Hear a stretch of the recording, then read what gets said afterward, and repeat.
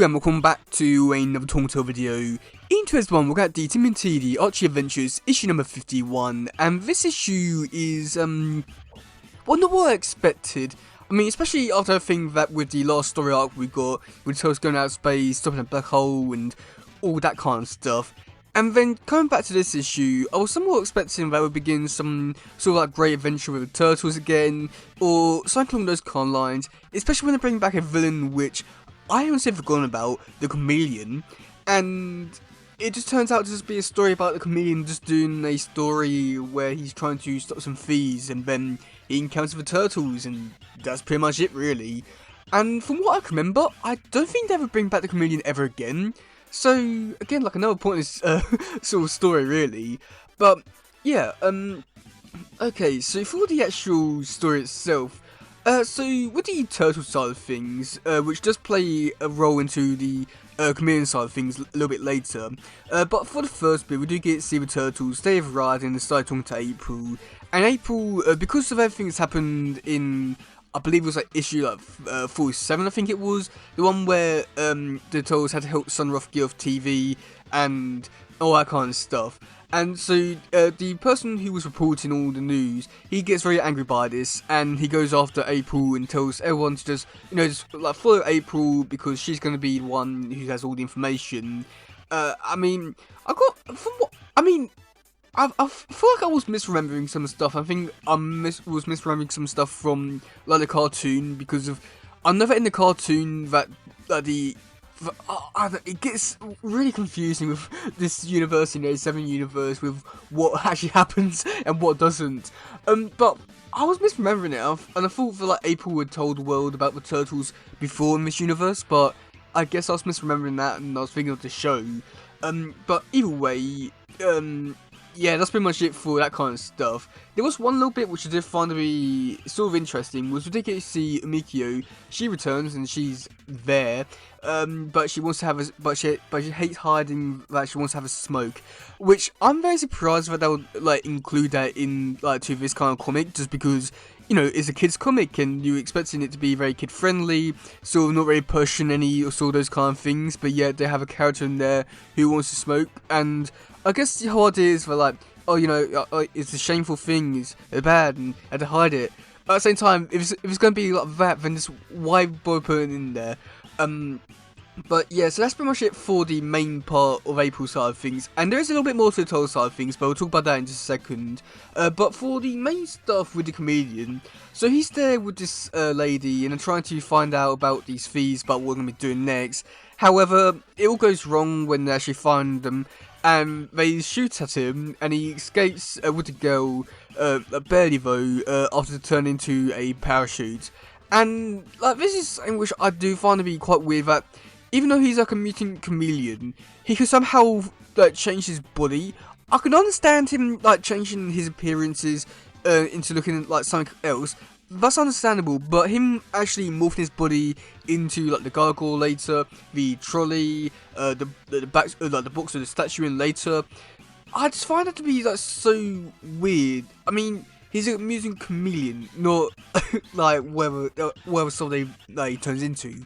But it is what it is, I suppose. But it just seems so weird that like, he's able to do this when like no other like mutant gets like any other like sort of like, mutant ability. But either way, after that, we do get to see the Chameleon. He's there in New York trying to sort these thieves when he finds out about April. And so one night he goes over to a like a museum, and tells spot April, thinking that it's April, however it's the Chameleon. And they go into the museum, and it does get a little bit weird, where he takes off April's clothes in a way and leaves like a bra, some like a I don't know, like a coat, I guess. It's weird. Like, why is he wearing clothes? I mean, like, assuming that before, like, he wasn't wearing any other clothes, it just seems so weird that he would put on, like, girl clothes. It's just, it's weird, creepy.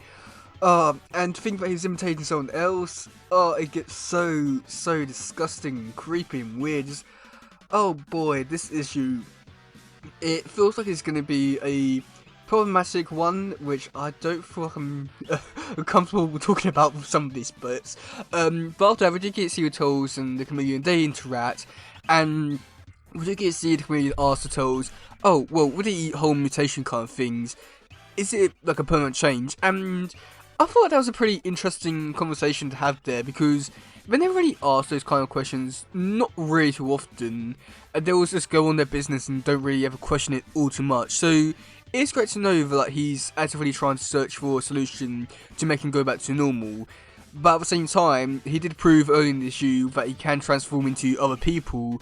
So like, why does he even want to like transform back into like a normal human when he could, you know, have his abilities and still look human? I find it to be quite weird. But when he does hear the information that like the, you know, whole mutation is permanent kind of thing, I mean, he's quite sad by it, which is understandable. And then he just goes on to just do like his normal business, which, yeah, I mean, it's respectable. And we do get to see later that he does become a statue which the thieves are trying to steal. But from what I can remember, I don't think we'll ever see the Chameleon ever again, which is a little bit disappointing. Just because I feel like with this kind of stuff, it's so cool to see like, a mutant like using their abilities and like, doing some really good stuff in the world. But I do feel like this is also a big problem, which I do feel like Turtles has definitely gotten over the years, where we do have so many cool, interesting mutants that you want to be focusing on like those other mutants instead of the Turtles. And here's like a really good case because, you know, a really good interesting story with an interesting character and abilities, and yet we never see him ever again. So it is frustrating as hell, but either way. So yeah, I'd say that overall for this issue, it wasn't a bad one. I was just expecting a lot more for the Turtle side of things. But the Chameleon side of things, it's not bad. It's just that I wish I would have followed up a little bit more and do a lot more interesting things with it and all that kind of stuff. I just feel like there's so much potential within this story for what they could have done and other interesting ideas that could have led from this issue. But because this one is more or less a throwaway issue, it becomes like really annoying and frustrating because, again, like there's so much potential in this issue, but it's annoying because I really want it to be good, but for some reason it struggles to be, and it is more annoying for that. But yeah, and then even for some other aspects, this one with the whole taking off clothes things felt, oh god, creepy and disgusting. Why put this in the kids' book? It's yeah, I don't think questionable even begins to describe some of the stuff in this issue. But yeah, let me know in the comment section below what you think about this issue. Do you like it? Do you not? And yeah, that's the game for today, guys. Please share, subscribe, and all that stuff. Goodbye, yo, bye.